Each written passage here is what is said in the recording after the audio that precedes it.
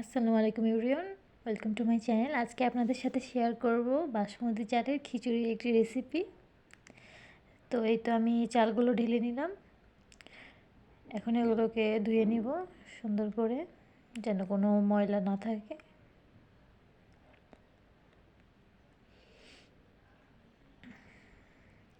অবশ্যই এটাকে ভালো করে 2-3 বার ওয়াশ করে নেবেন।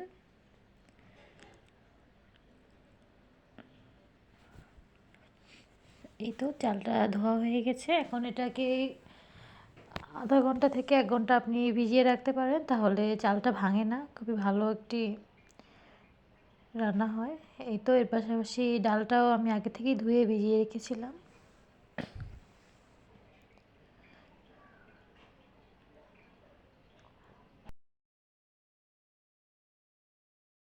চুলায় হাঁড়ি বসিয়ে দিলাম, আগুনটা জ্বালিয়ে নেব।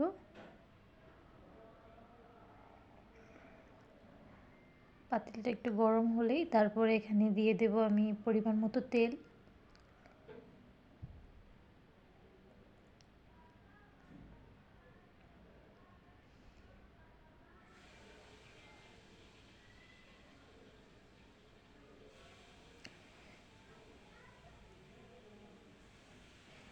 এখন হুডটাও চালু করে নেব, যাতে রান্নার কোনো তেল কাজটা যেন কিচেনে নোংরা না হয়।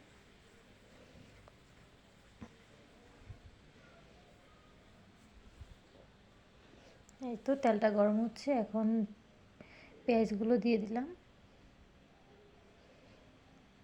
এখন এগুলোকে ভেজে ব্রাউন কালার করে নেব। এই তো পেঁয়াজগুলো ব্রাউন হয়ে গেছে।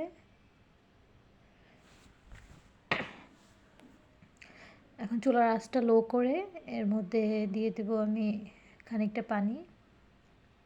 অল্পই দিতে হবে পানি।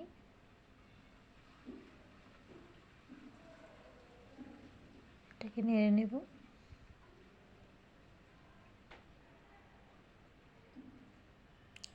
তারপর এখানে দিয়ে দিয়েছি আদা রসুন। সরি গাইজ, আমার আদা রসুনটা ডিপে ছিল, যার কারণে আমার বেশি গালাতে পারিনি। তাড়াহুড়োর কারণে এটাও একটু পানিটা গলেছিল, এই পানিটাই দিয়ে দিয়েছি পরিমাণ মতো। বেশি লাগে না খিচুড়িতে আদা রসুন, অল্প দিলেই চলে, তাই আমি একটু পানিটা দিয়ে নিয়েছি একটু বেশি। এখন এটাকে একটু কষিয়ে নেব।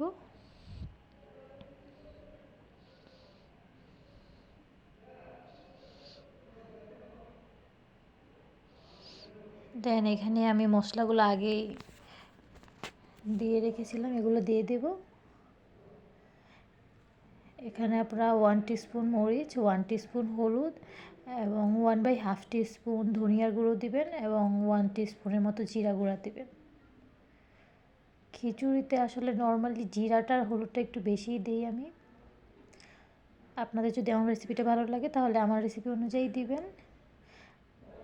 আর ভিডিও করার মাঝে আমি এলাচ দারচিনি দিতে ভুলেই গিয়েছিলাম, এগুলো এখন দিয়ে নিচ্ছি। এই তো ডালগুলো দিয়ে দিলাম।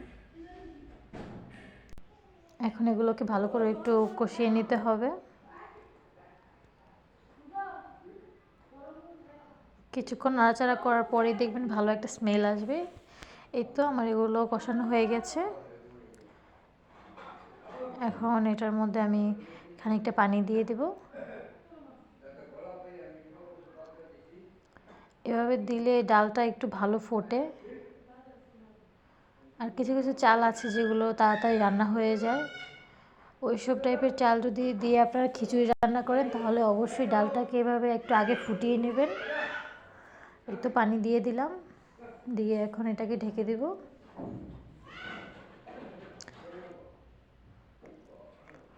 এই তো ডালটা ফুটে গিয়েছে, এখন এটাকে একটু নেড়ে দেব।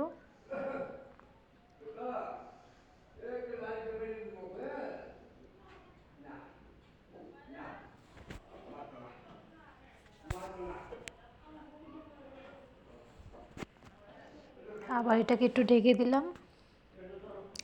এই তো ডালটা আমার কষানো হয়ে গেছে, এখন এটার মধ্যে চালগুলো দিয়ে দিচ্ছি। এখন এগুলোকে ভালো করে মিক্স করে নেব। এটাকে ভালো করে মিক্স করবেন, নেড়েচেড়ে ভালো করে এটাকে কষাতে হবে, তাহলে খিচুড়ির একটা ভালো ফ্লেভার পাবেন আপনারা। এই তো এটা মিক্স হয়ে গেছে। এখন এটাকে কিছুক্ষণ পরে পরে নেড়ে নেড়ে কষাতে হবে। এই তো আমি অফ করা এটাকে ভালো করে কষিয়ে নিয়েছি। এখন এটার মধ্যে আমি পরিমাণ মতো পানি দিয়ে দিব। এই তো চালগুলোর থেকে অলমোস্ট 1/2 ইঞ্চির মতো কি 1 ইঞ্চির মতো উপরে পানিটা রেখে দেবেন। এই তো এখন এটাকে ঢেকে দিব।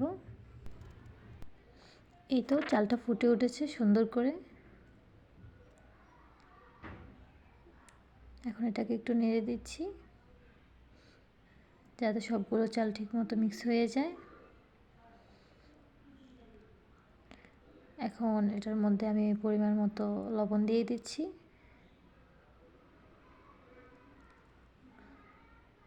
লবণটা আমি পরেই দিই, তাতে ডালটা আর চালটা খুব ভালো করে ফুটে। এখন এটাকে আমি আবার ঢেকে দিলাম। চুলার আঁচটাও লো করে দিব। এই তো খিচুড়িটা সুন্দর হয়ে গেছে।